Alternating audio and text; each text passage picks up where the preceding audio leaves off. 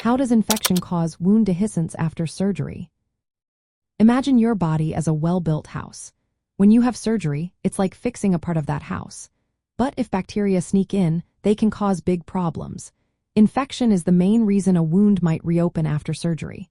When bacteria enter the wound, they trigger your body's immune system to respond.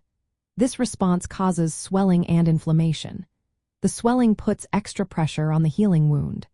This makes it more likely for the edges of the wound to pull apart or reopen. Bacteria also releases chemicals that damage the tissues around the wound. These chemicals weaken the tissue structure, making it less able to hold together. The cells that help repair the wound are called fibroblasts. They produce collagen, which is like the glue that holds the wound together. But infection can stop fibroblasts from working properly. Without enough collagen, the wound becomes weak and more prone to opening. Infection also causes tissue breakdown. As the tissue breaks down, the wound loses its strength.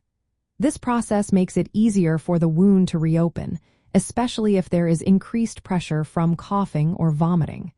Plus, infection can cause pus and other fluids to build up in the wound. This adds more tension and makes reopening even more likely. Wound dehiscence usually happens within the first 1 to 2 weeks after surgery. It can be a small opening or a complete separation through all layers of tissue. If you notice redness, swelling, or discharge from your wound, or if you have a fever or increasing pain, it is important to see your healthcare provider right away. Early treatment with antibiotics and proper wound care can stop the infection from getting worse. Sometimes, additional surgery might be needed to close the wound again safely. To prevent infection and wound dehiscence, follow your doctor's instructions carefully. Keep the wound clean and dry, and avoid activities that put stress on the wound.